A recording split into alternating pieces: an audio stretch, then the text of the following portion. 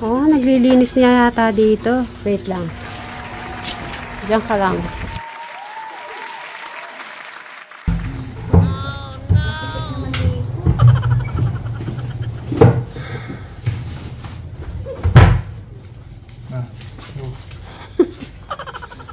Ano, aayusin na daw?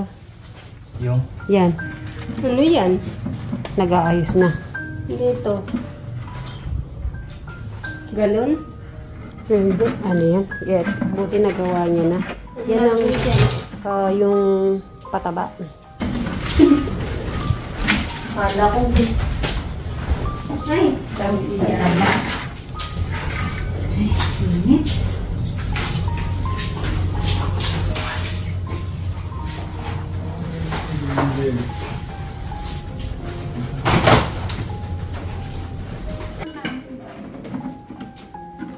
Yun ba yung sa ano yung pag nag-ano ka ng Palay? oo. Toolbox? Kala ko may na-deliver na. Kala ko may deliver. Hindi ba na-deliver? Doon sa loob.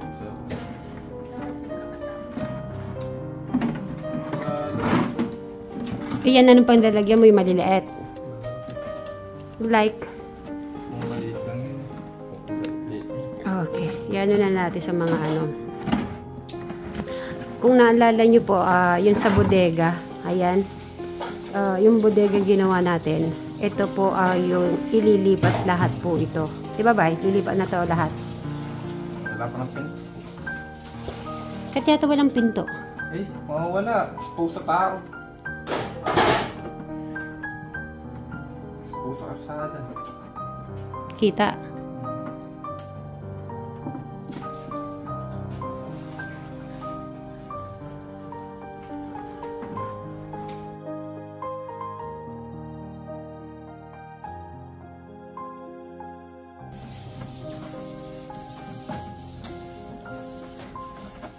Hindi mo kasi hinabaan.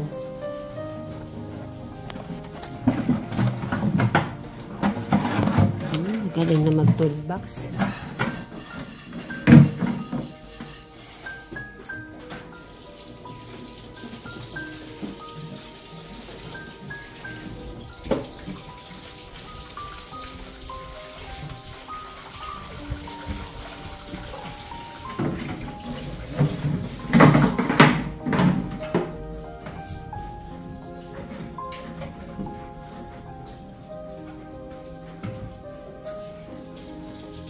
Dali mo yung toolbox. Yung toolbox na binili mo.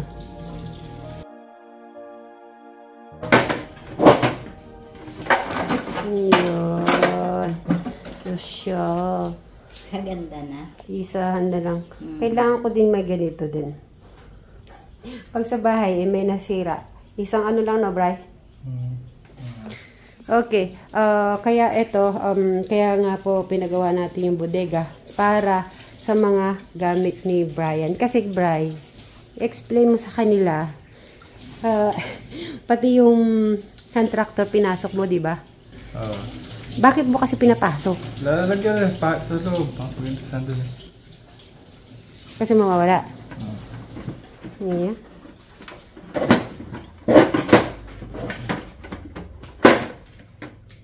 Ayan na naman ang ating umagat kay ganda. Ay di, anong oras na, Bri? Afternoon na, no? Afternoon na, correct? Alaw na natin. Launan, ha? Yung Anong oras ka ba tayo? 12? Anong oras ka ba nakauwi? 9 nata. Kagabi? Tapos, nagising kang?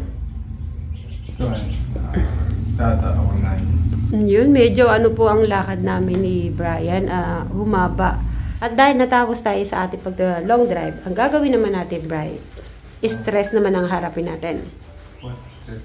Tayong stress. Wow, what is stress? Tayong stress. Yun sa kusina.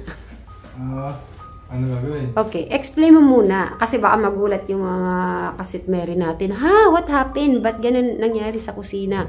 Explain mo muna sa kanila kung bakit yung mga hand tractor, lahat ng mga mahalagang gamit ay nandoon. Dahil ko nga. Kaya nandun pa yung mga call gamit na yan. Wala pa kasi hindi pa tapos to. Yung pinto na ito. Lintaan. Okay. Kaya hindi pa pwede lagay. So, Bryce, ikaw ang nagsabi sa akin about dito sa pinto na ikaw ang gagawa. Kaya naisip ko, guys, baka tumagal pa ang paggawa niya dito. Masyado po siyang yung masinsin. Ganun kang gumawa, no, Bryce? Napaka kaya sabi ko, naisip ko na, I think gagalaw na naman po ako. Kasi last time po, syempre yung bodega, ako na rin po yung nagdesisyon. Kaya yan na, patayo natin. Di ba, Bri? Ngayon, I think, hindi ko na hihintayin yung sinasabi ni Brian. Siya yung gagawa ng pinto. At dahil bukas naman po ay pupunta si Sir Chris natin, dahil mag-estimate po siya lahat ng mga gamit para kay Jano, yung gagawin niyang kwarto, ay ipapaano ko na po to. Kung sino yung gumawa ng bubong. Naalala mo yung gumawa ng bubong, Bri? Yung gumawa ng bubong, kasi nagwe-welder po talaga siya. Iano ko na, siya na yung gagawa, Bri. Yun ang di ko alam kung magkano abot na naman to. Yung bintana, actually itong bintana, kung naalala nyo yung kasi may message sa akin ni Ate Takuminto talaga nung bago nagawa tong bodega na to, siya mismo na nagsabi na isend mo sa akin yung size na bintana. Ang problema ay mali ang naibigay natin. I think si na po magsa-size nito, si Sir Chris na, para bukas, para sure na sure po tayo pag binigay na natin yung size ng bintana. Kasi baka magkamali na naman tayo, Bri. Baka dumating na naman yung isang ganun na bintana. Kawawa naman si Tutokumi kasi syempre, di ba?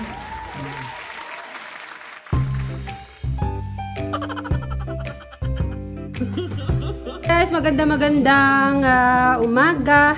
Ngayon po ay walang pasok, kaya ay uuwi. Sasama ko si Crystal sa pag-uwi. Alright, Happy New Year! Nasaan na lahat? Magpaalam na magpaalam. Bibigay ako ng panload din. Ayun, panload! Siyempre ngayon, may klase na siya, kaya kailangan niya mag-load. Wow, ang bait naman. Pakitawagan lahat. Kailangan makapag ayan na, pati siya. Meron din ako. Magbaon naman lang sa araw. Ayun! Alam, umiiyak si Crystal. Sino pa yung nasa labas? Pakitawag. Wala na ba tao dyan? Sadali lang, nasa si Sir Robin. Kailangan hindi pwede mawala si Sir Robin. Huwag kang umalis dyan. Huwag kang umalis. Kailangan si Sir Robin makapagbigay. Ito na yung chance mo makapag-hug. Ay, sayang, nagpipisil. Ha?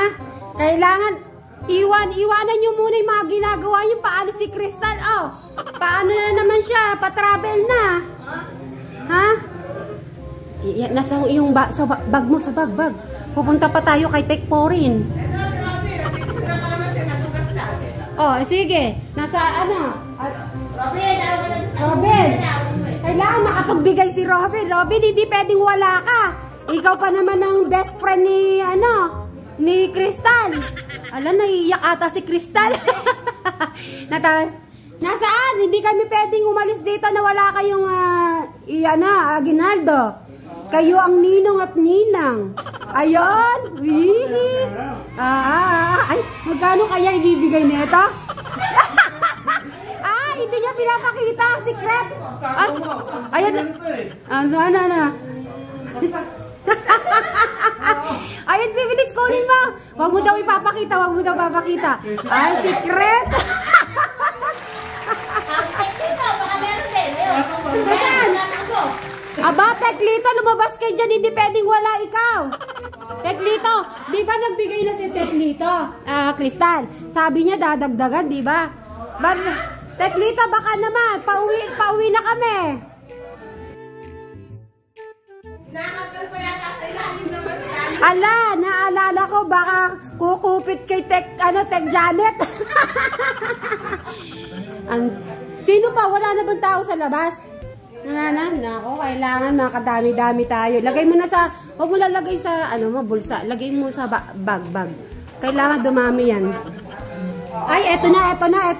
Sadali lang. Ha? Grabe ka naman. Bakit ba? Yan ba inipon mo sa ilang araw?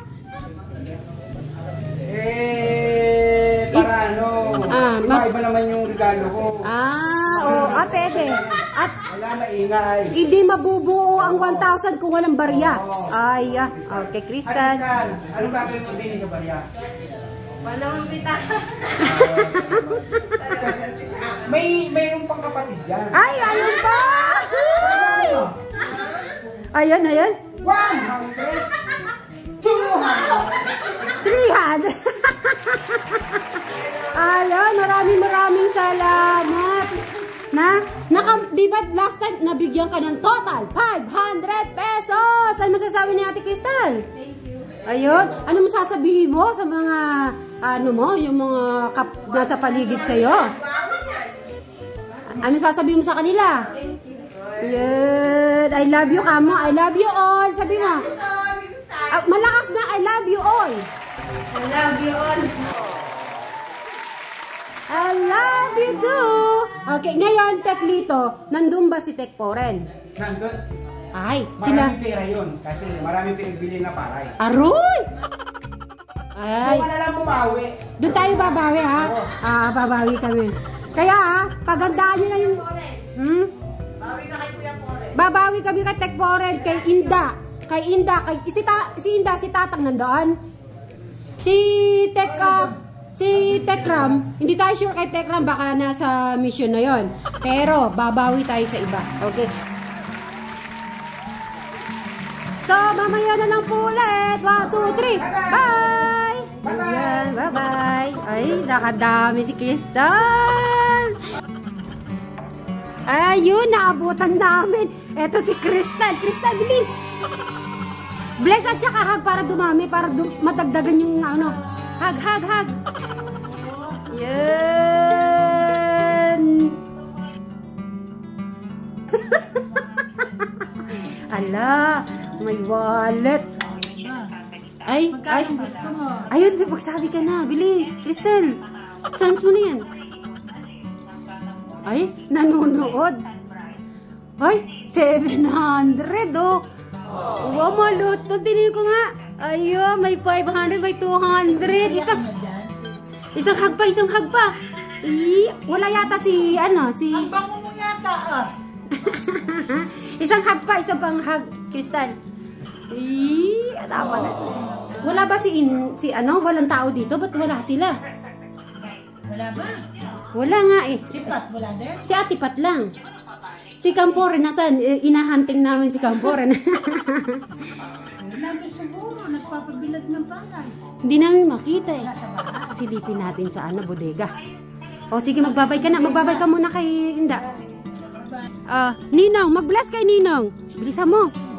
Ha? Oo. Ninong ka. Hindi pwedeng hindi ka Ninong Tekporen. Aroy!